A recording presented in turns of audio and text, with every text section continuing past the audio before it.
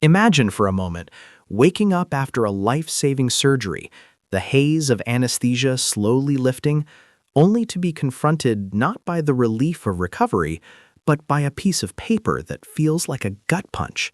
It's a bill, plastered with a figure so astronomically high it makes your stomach drop.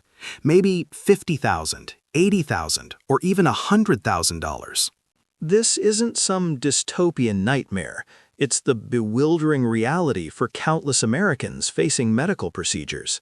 In the United States, a single surgery, even something as common as an appendectomy, can carry a sticker price in the tens of thousands of dollars. It's a number designed to shock, a figure that seems insurmountable for the average person. But here's the crucial twist, the part where the illusion begins. Most patients don't actually pay that full amount. What they end up paying, and perhaps more importantly, how they end up paying it, depends entirely on a labyrinthine system of insurance coverage, negotiations, and cost sharing that is rarely transparent and frequently baffling. Let's pull back the curtain on this initial shock. Hospitals in America list these incredibly high prices, often on what's called a charge master, a cryptic document that assigns a number to every conceivable service, from a single aspirin to a complex heart bypass. This is the build charge, the starting point for a complex dance. Think of it like the inflated MSRP on a car that no one ever truly pays, or the ridiculously high price tag on a designer item before a sale. It's a high anchor point, but then the real magic, or perhaps the real complexity, happens. Health insurers, these massive entities representing millions of patients, step into the fray. They negotiate, and they negotiate hard, often dramatically lowering those initial build rates. So that $50,000 surgery might be whittled down to $20,000 or even $10,000 through these behind-the-scenes agreements. The number you see on that initial bill, that heart-stopping figure, is almost never the final amount that changes hands. It's an illusion, a ghost of a price, used as leverage in a system that thrives on opacity. Once the insurance company has negotiated a lower rate for a covered service, that's when your personal share of the burden begins to materialize. With health insurance, patients typically pay through a combination of three key mechanisms: the deductible, the copay, and coinsurance. Picture them as a series of financial gates you must pass through. First up is the deductible. This is the amount you must pay out of your own pocket for covered medical services before your insurance company starts to pay anything significant. It could be $1,000, $5,000, or even higher, depending on your plan.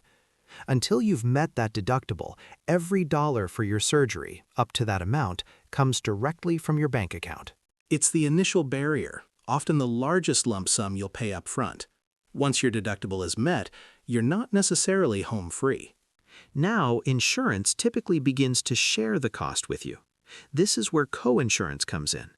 Instead of paying 100% of the cost, your insurance might pay 80% and you pay the remaining 20%, or perhaps 90-10. So for that $20,000 surgery, if you have a 20% coinsurance, you're still on the hook for another $4,000.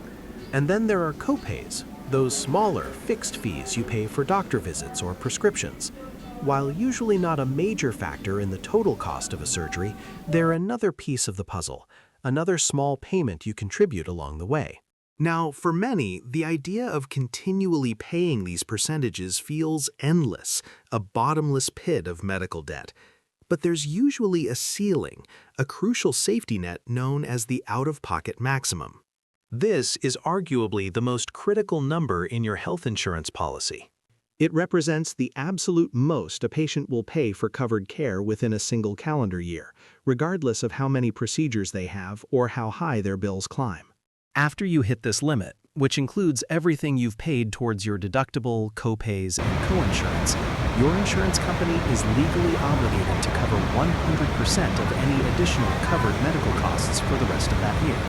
For a major surgery, particularly one involving hospital stays, specialists, and follow-up care, many Americans, even with good insurance, end up paying very close to or hitting this out-of-pocket maximum.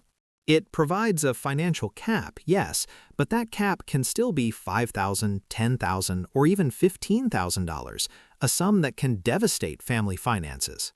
It's the point where the illusion of low cost completely shatters, revealing the very real and substantial burden patients still carry. But even reaching that out-of-pocket maximum doesn't always guarantee a clear path to financial recovery. There's another treacherous layer to navigate: the network factor. Your coverage depends heavily on whether your providers are in-network with your insurance plan. This includes not just the hospital and the primary surgeon, but also the anesthesiologist, the assistant surgeons, the labs that process your samples, and the radiologists who read your scans. If any of these providers are out of network, costs can increase significantly, often unexpectedly. Imagine you've carefully chosen an in-network hospital and surgeon for your procedure, only to receive a separate bill weeks later from an anesthesiologist you never even spoke to, demanding thousands of dollars because they weren't part of your plan's network.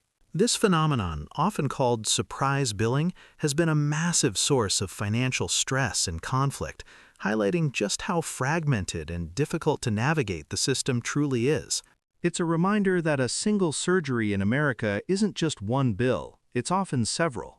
You'll likely receive a bill from the hospital for facility fees, another from the surgeon for their professional services, one from the anesthesiologist, separate charges for labs, and still another for any imaging like X-rays or MRI scans. Each of these may be processed separately by your insurance, requiring multiple explanations of benefits and creating a bureaucratic nightmare of paperwork and tracking. So, what is the payment reality even with insurance? Despite all these mechanisms and the supposed safety nets, patients frequently pay thousands out of pocket. It's a substantial financial event for most families. Recognizing this immense burden, hospitals commonly offer a few avenues to help.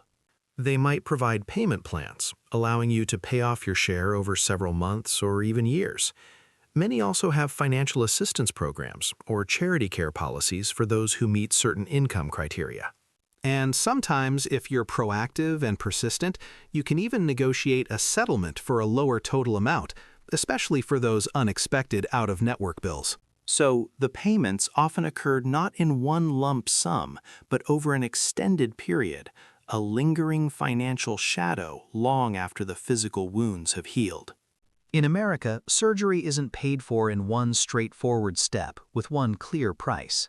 It's a deeply layered system built upon negotiated prices that deviate wildly from the initial billed charge, shared costs through deductibles and coinsurance, and coverage limits like the out-of-pocket maximum.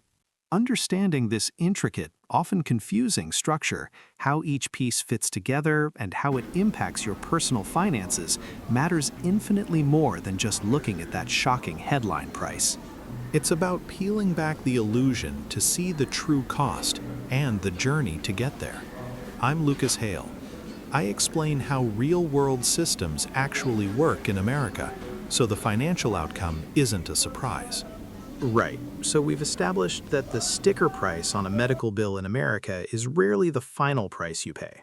It's like looking at the MSRP on a car, a starting point, but rarely the transaction total. This initial deception, while frustrating, is just the first layer of a complex financial ecosystem that often leaves patients feeling lost, or worse, financially devastated. Let's delve deeper into how that system actually operates, transforming a single surgery into a multi-act financial drama filled with hidden costs and unexpected turns. In the United States, that single surgery, even something as common as an appendectomy or a knee replacement, can carry a sticker price of tens of thousands, sometimes hundreds of thousands of dollars. It's a number designed to shock, to make you gasp. But here's the crucial truth. Most patients, even those without insurance, rarely pay that full, exorbitant amount. What they actually pay depends entirely on a convoluted dance between providers, insurers, and the patients themselves. This dance begins with the so-called billed charge. Hospitals in America maintain a charge master, a list of services and their incredibly high prices. This is the billed charge, the number you see on that initial, often terrifying piece of paper. Yet health insurers, wielding the collective power of their vast member base, negotiate dramatically lower rates with these hospitals and doctors. These negotiated rates are often a fraction of the billed charge, so while you might receive a bill stating $70,000 for a procedure, your insurer has likely agreed to pay only $15,000 for the exact same service.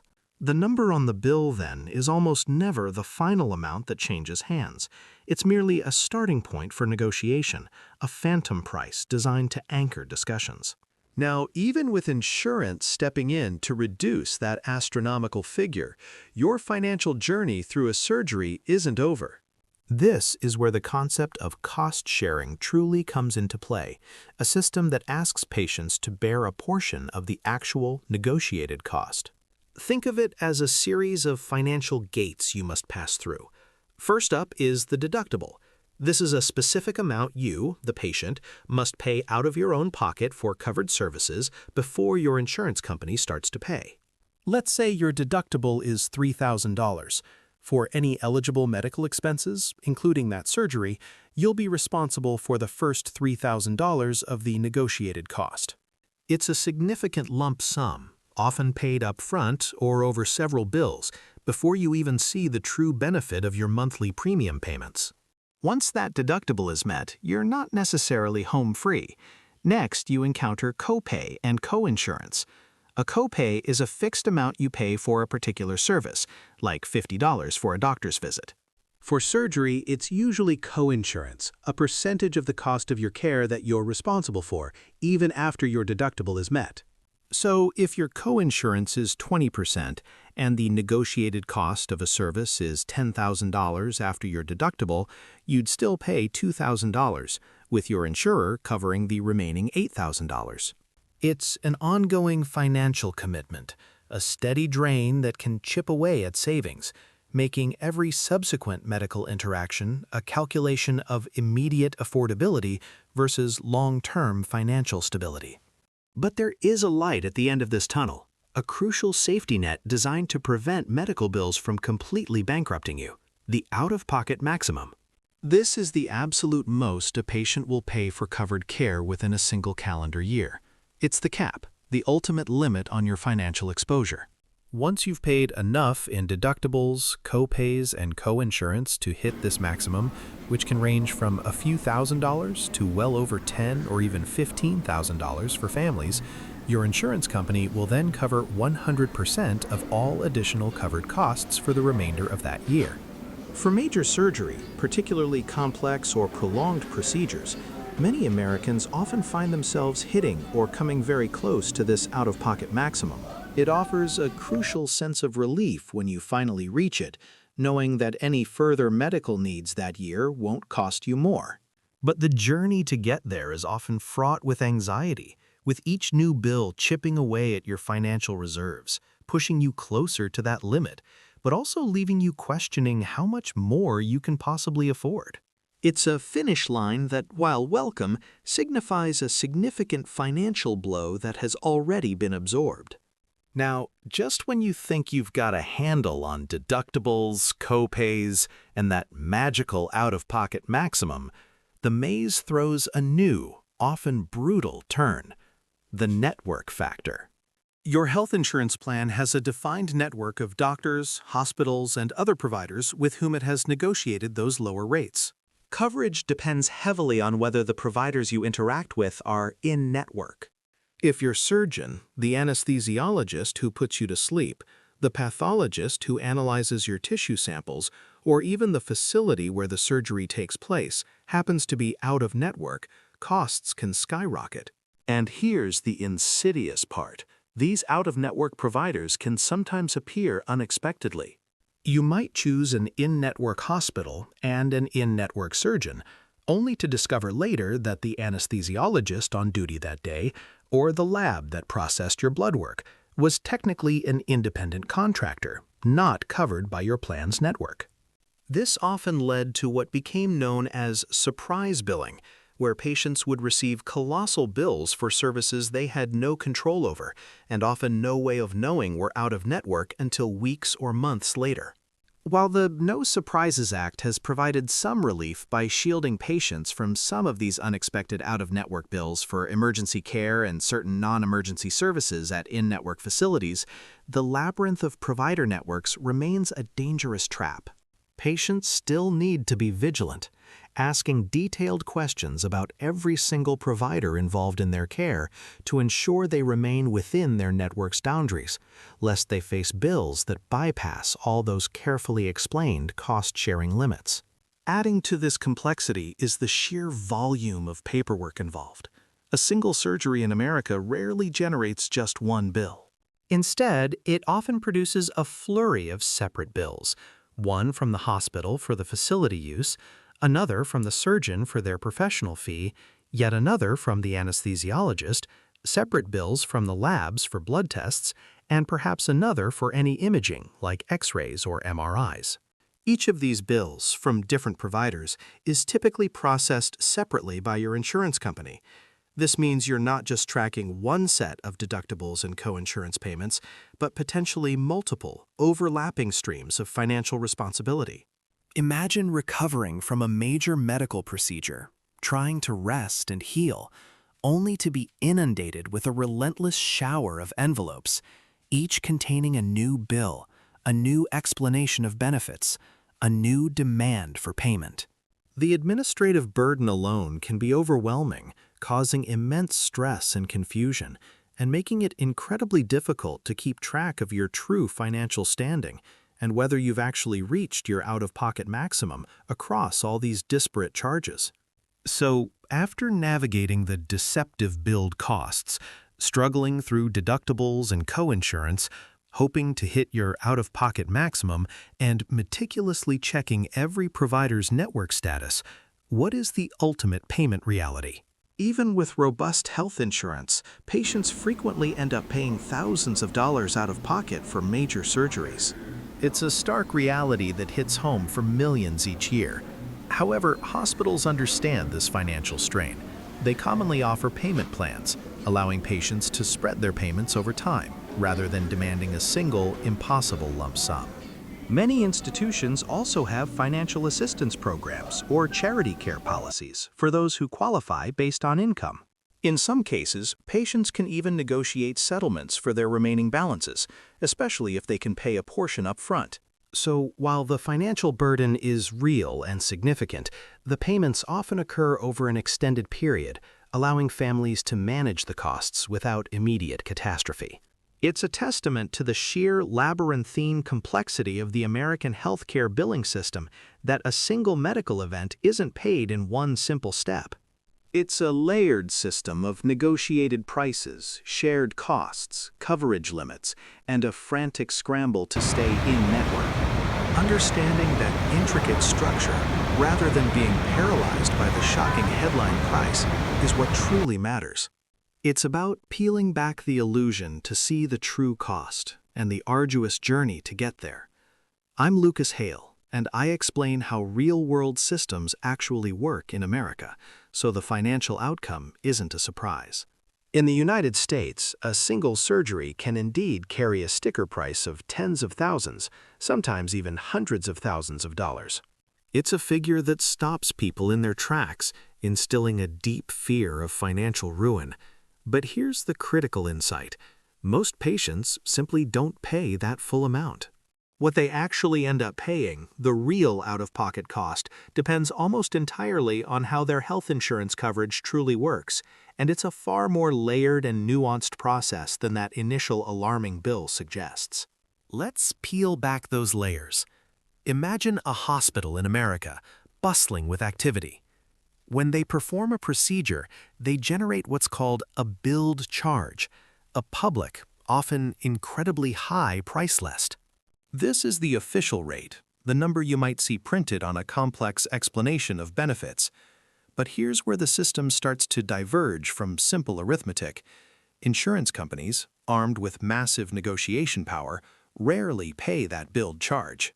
Instead, they engage in intricate, often aggressive negotiations with hospitals and providers, striking deals for dramatically lower rates. Think of it like a car dealership sticker price versus the actual price someone pays after haggling. The number on your initial hospital bill, therefore, is almost never the final amount that either you or your insurer will actually pay. It's a starting point, a figure for negotiation, not a direct statement of cost. Once those negotiated rates are established, your health insurance policy dictates how the cost is shared. This is where terms like deductible, copay, and coinsurance come into play, and understanding their sequence is key. First, there's the deductible. This is the fixed amount you as the patient are responsible for paying out of pocket for covered medical services each year before your insurance begins to pick up its share. For a major surgery, especially one early in the year, you'll likely meet your entire deductible in one go.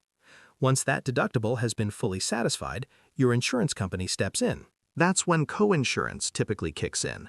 Coinsurance means you pay a percentage of the remaining bill, and your insurance pays the rest. For instance, an 80-20 plan means your insurer covers 80% of the cost, and you're responsible for the remaining 20%. This continues until you reach another crucial safeguard in the American healthcare system, the out-of-pocket maximum. The out-of-pocket maximum is arguably one of the most vital financial protections for patients. This is the absolute most you will have to pay for covered medical services within a given policy year. Once your accumulated deductibles, co-pays, and coinsurance payments reach this predefined limit, your insurance plan then covers 100% of all additional covered costs for the remainder of that year. For individuals facing major surgery or chronic conditions, many Americans do end up paying close to or even hitting their annual out-of-pocket maximum. This means that while the initial bills might be daunting, there is a financial ceiling, a cap on your personal exposure for the year, which provides a crucial layer of predictability in an otherwise often unpredictable system.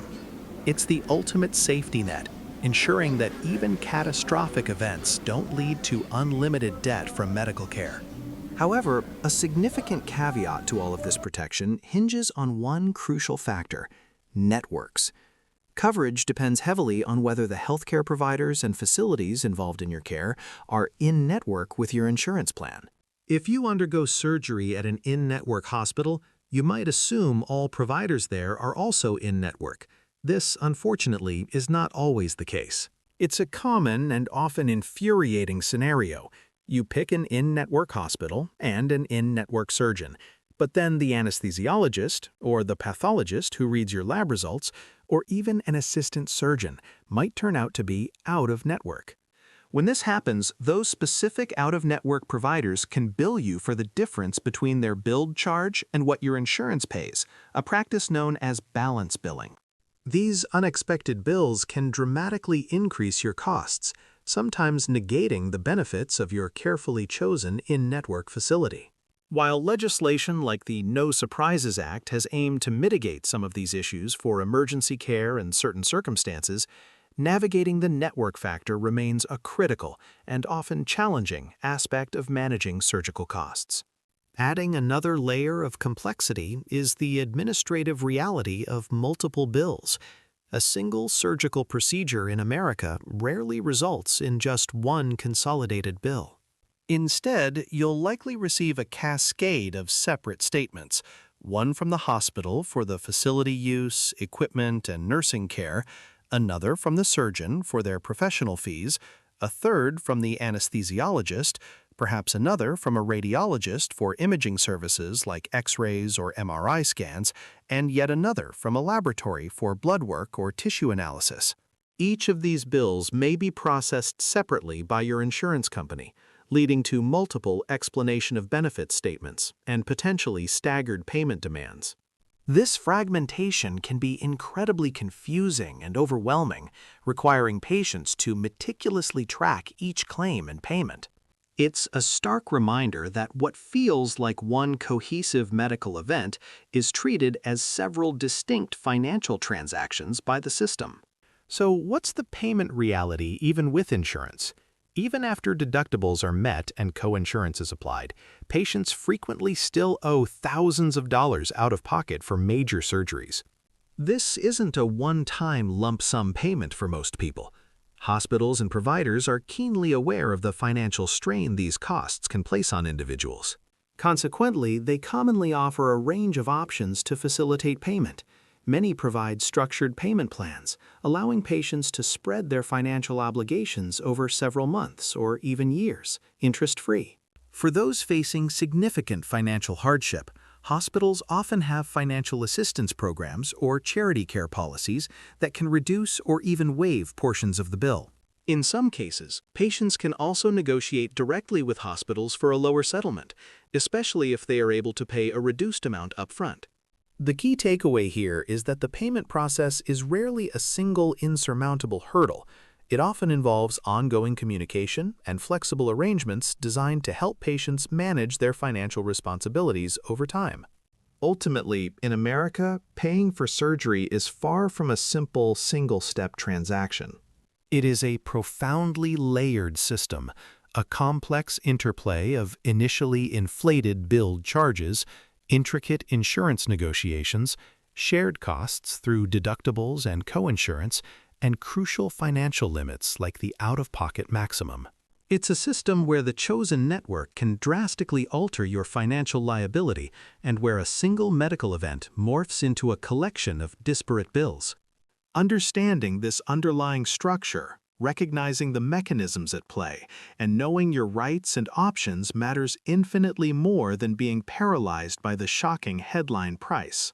It's about peeling back the illusion to see the true cost and navigating the arduous journey to get there with clarity and confidence. I'm Lucas Hale, and I explain how real-world systems actually work in America, so the financial outcome isn't a surprise.